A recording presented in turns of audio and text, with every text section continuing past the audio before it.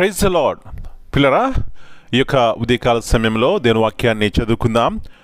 లేవియకాండము 26వ అధ్యాయము 6వ వచనం. లెవిటికస్ 26:6. ఆ దేశంలో నేను మీకు క్షేమము కలుగజేసేదను. మీరు పండుకొన్నప్పుడు ఎవడును మిమ్మను భయపెట్టడు.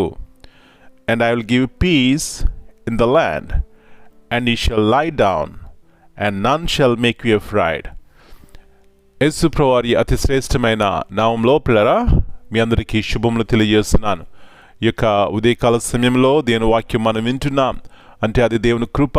ఇంకా సజీవ లెక్కలో ఉన్నాం కాబట్టి దేవునికి కృతజ్ఞతాస్తులు చెల్లించాలి. పిల్లరా, ఇక్కడ చూసినట్లయితే నేను మీకు క్షేమము కలుగజేసేదను. దేవుడు అంటున్నటువంటి మాట, ఎందుకు క్షేమము కావాలి, ఎందుకు సమాధానము కావాలి, ఎందుకు నెమ్మది కావాలంటే మన జీవితాల్లో భయం లేకుండా జీవించాలంటే ఇవి కావాలి. అందుకే దేవుడు అంటున్నాడు, ఓ ఇశ్రాయేలు ప్రజలారా, మీరు నా మాట విని లోబడినట్లయితే, విధేయత చూపెట్టినట్లయితే మీకు క్షేమం ఉంటుంది, ఆరోగ్యం ఉంటుంది, నెమ్మది ఉంటుంది, మీ దేశంలో శాంతి సమాధానం ఉంటుంది. చూడండి, నేటి దినాల్లో మరి కుటుంబాల్లో కానీ దేశాల్లో కానీ మనుషులు దేని వెతుకుతున్నారండి? శాంతి సమాధానం కొరకు. అది ఎక్కడ దొరుకుతుంది సమాధానం, ఎక్కడ దొరుకుతుంది నెమ్మది అంటే నెమ్మది, క్షేమము, ఆరోగ్యము ఇచ్చేటువంటి దేవుని యొద్ద దొరుకుతుంది. కాబట్టి ఆయన వైపు చూసి ఆయనకు లోబడినట్లయితే పిల్లరా, ఎలాంటి గొప్ప నెమ్మది కలిగి మనం జీవిస్తాం. అందుకే యేసు ప్రభువారి లోకంలో ఉన్నప్పుడు అంటున్నటువంటి మాట, ప్రయాసపడి భారం మోసుకొనుచున్న సమస్త జనులారా నా దగ్గర రండి, నేను మీకు విశ్రాంతిని ఇస్తాను.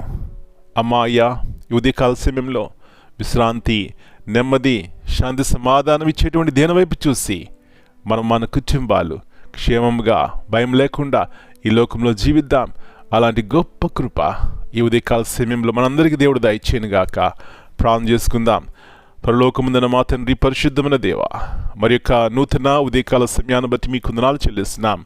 ఈ ఉదయకాలంన లేచిన తర్వాత ప్రతి ఒక్కరూ ఆలోచించేది, ఈ దినమందు నా జీవితంలో నెమ్మదిగా సమాధానంగా జీవించాలని. అవునాయన, ఇలాంటి గొప్ప కృపనివ్వడానికే మీ ఉన్నతమైనటువంటి ప్రేమను మా పట్ల చూపెడుతున్నారు.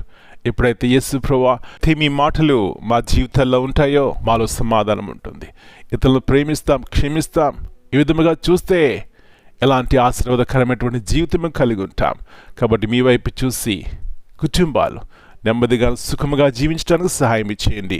మరి సర్వం మీ చేతిగా అప్పగించుకుంటున్నాం. ఏ కుటుంబంలో అయితే నెమ్మది లేదో, భయంతో జీవిస్తున్నారో, మీ వైపు చూసి ఈ గొప్ప నిరీక్షణ కలిగి ఉండడానికి సహాయం ఇచ్చేయండి. పాపం నుంచి వచ్చేటువంటి శాపం నుంచి మమ్మల్ని దూరపరచండి నాయన. మీ యొక్క కృపలో మమ్మల్ని భద్రపరచమని పరిశుద్ధాత్మదేవుని యొక్క నడిపింపు ద్వారా సర్వసత్యంలో నడిపించి మీరే మాకు సహాయం ఇచ్చేయండి. వ్యాధిగ్రస్తులను ముట్టండి, బాగు చేయండి. ఎవరైతే అవసరంలో ఉండి ప్రభువా మీ వైపు చూస్తున్నారో, అది ఏమైనప్పటికీ కూడా తగిన సమయంలో మీ చిత్తమును వారి పట్ల నెరవేర్చండి.